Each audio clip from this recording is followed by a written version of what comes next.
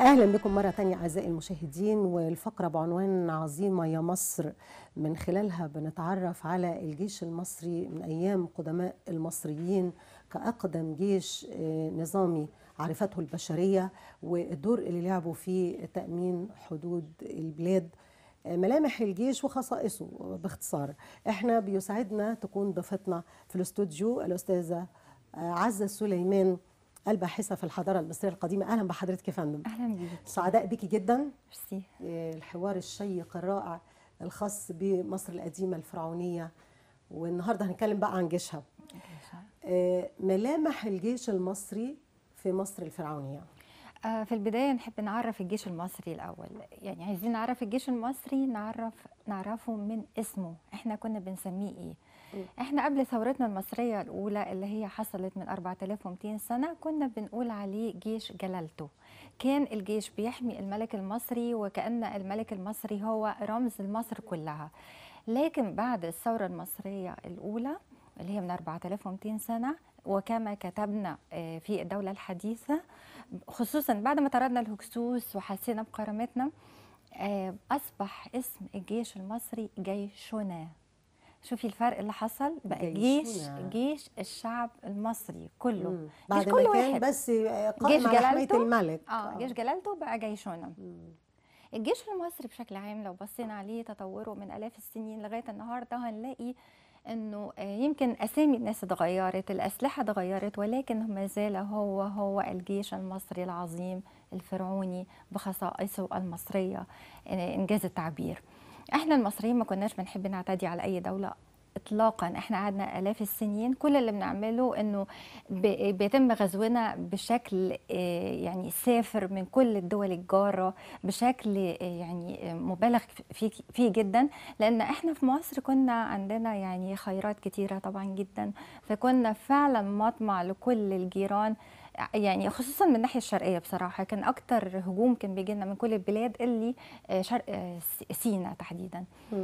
فاحنا كنا بندافع عن مصر، ولكن بعد كذا الف سنه اصبحنا بقى يعني خدنا قرار ان احنا هنعمل حملات استباقيه هجوميه للاعداء في اماكنهم قبل ما ييجوا يهجموا علينا. لان في ناس بتقول ما انتوا خير دفاع الهجوم يعني طبعا عملا بالمبدا ده. طبعا، لان في ناس بتقول لا انتوا كمان كنتوا بتحتلوا بلاد تانية. لا، احنا ما كناش بنحتل. هنحتل ليه؟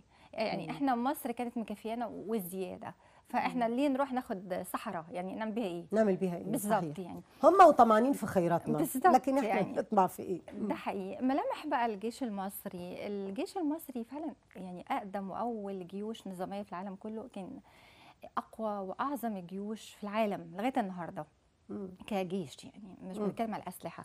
الجيش المصري كان من اهم مميزاته انه وقت الحرب هو كان مكانه على الحدود بيحمي مصر، وقت السلام كان بيحمي، كان بيقف بيبقى هو والشرطه ايد واحده في حمايه الامن الداخلي.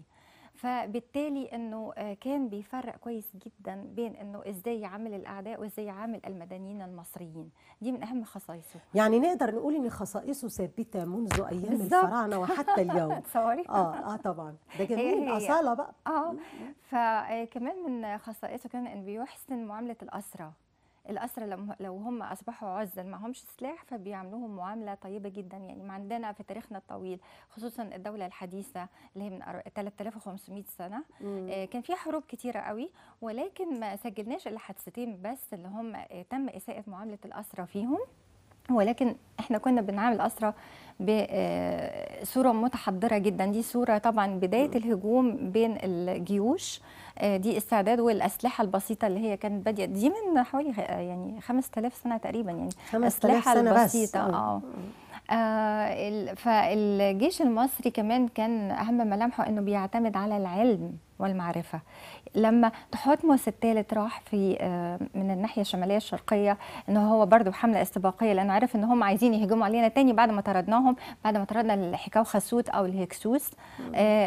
فراح يأدبهم، ولكن كان أخذ معاه بعثة علمية علشان تسجل كل حاجة هتشوفها في المناطق اللي هي داخلاها وعملوا كتب ويدرسوها، وجغرافيا وتاريخ وظواهر جديدة مش موجودة عندنا في مصر. يعني نابليون بونابرت لما جه هنا ومعاه العلماء يعني ما كانش اختراعه، لا، ده احنا الاصل. هم سموا سموا نابليون دي سيتي الاول بابا رمسيس الثاني، وبيبان ازاي ان الملك المصري الفرعون بيحارب بنفسه وعلى عجله حربيه، لانه كان القائد الاعلى للقوات المسلحه، ولكن هو كان اسما على مسمى، كان بيحارب بنفسه كان بيبقى هو في المقدمه بالظبط.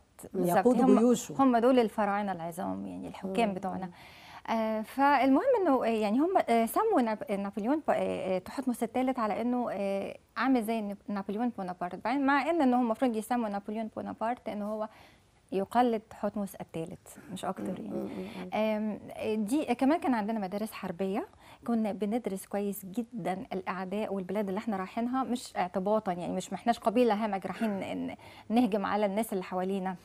فتحتمس الثالث يعني بعد كمان القاده المصريين، قاده الجيوش، مش اي قاده كده، مش اي واحد يبقى قائد، لا كان بيتعامل اختبارات يعني شديده جدا من ناحيه الحسابات والرياضه، بحيث ان القائد لما يروح اي مكان يعرف ازاي لو انا عايز اعمل سور هنا طوله في عرضه كده، يعني بحسبه بسيطه بسرعه يعمل سور ازاي بطريقه علميه، دراسه على اسس علميه. كان كمان لابد ان هو يكون دارس لجغرافيا وتاريخ البلاد اللي هو رايحها.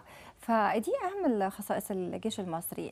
لو هنتكلم بقى على المزايا اللي كان بيتمتع بيها الجيش المصري، كان بيتمتع بمزايا كبيره جدا، حتى ان ملوكنا المصريين كانوا بيقولوا دايما زي ما كتبوا، بيتساءلوا هل انا حققت لجيشي الحياه الهنيه؟ تخيلي الملوكنا شوفي بيفكروا ازاي. وكان الجنود دايما لما كانوا بيرجعوا منتصرين، طبعا كنا بنغني اناشيد النصر، احنا الجيش والشعب، اغاني مشهوره جدا مكتوبه لغايه النهارده، وبنؤكد فيها ان احنا بنؤكد على السلام، انك ما تعتديش عليا، السلام سلامي انا.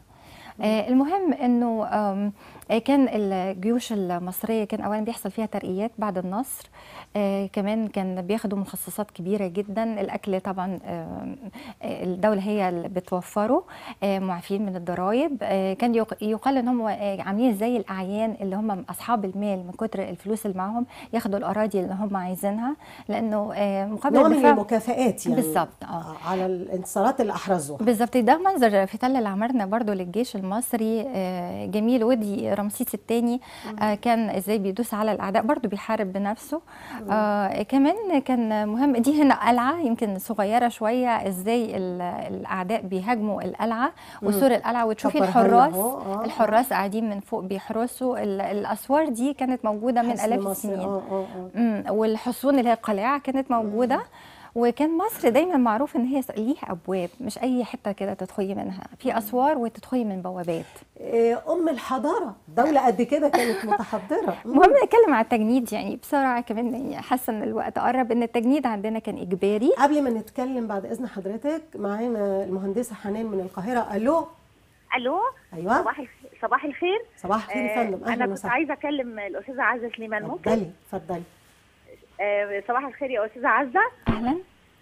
انا بس بتكلم بأبدي اعجابي بحضرتك ومصريتك، ومبسوطه قوي من الكلام اللي حضرتك بتقوليه عن مصر والمصريين وحضارتهم، وكمان بأبدي اعجابي بالسلسله اللي عليها علم مصر اللي حضرتك لابساها. ميرسي. مش هي عليها علم مصر برضو؟ حلوة قوي يا فندم. طيب شكرا يا فندم، انا بس كنت بدي اعجاب حضرتك. ميرسي جدا. ميرسي. الف شكر على ميرسي قوي. ميرسي قوي. كنت حضرتك هتكلمين عن حاجه قبل الفاصل، التجنيد. التجنيد عندنا كان اجباري. لابد انك يعني ده بيبان منين، انه الطالب اللي هو الكتاب او الكتبه كانوا بيعفوا من ان هم يدخلوا الجيش لو هو هيستمروا في السلك التعليمي او العلمي يعني. فمعنى كده انه التجنيد كان اجباري لكل المصريين، يعفى منه المتفرغ للعلم، اللي عايز يتفرغ للعلم. فده التجنيد عندنا انه الهروب من الجنديه او التجنيد كان عقوبته في البلاد اللي حوالينا كلها الاعدام. احنا في مصر انك تبقى فاقد الاعتبار، مالكش اعتبار. سلام. شوفي بقى الفرق، ايه الرقي ده، ايه الجمال ده والعظمه دي. انت هتقعد كده مش هنحبسك ولا حاجه، لكن هتقعد يعني مهان، الشعب كله بيبص لك على انك هارب من الجنديه.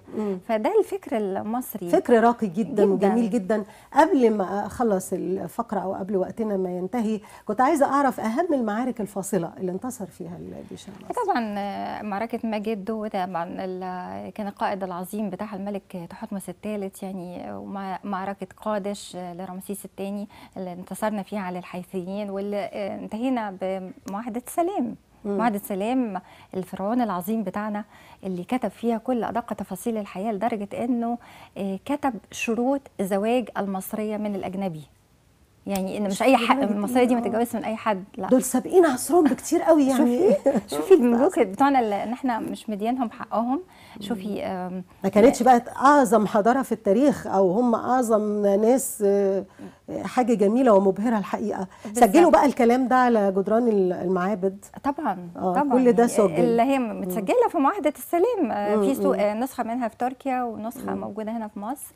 دي التدريبات العسكريه، دي تدريبات يعني هي بدايه التدريبات الاولمبيه، لان هي كانت بين مصريين وبين اجانب. لانه للاسف احنا برضو من عيوبنا ان احنا في وقت الحرب كنا بنبقى في حاله تاهب، بينما في وقت السلام الجيش بيهدأ ويمارس الأعمال المدنية.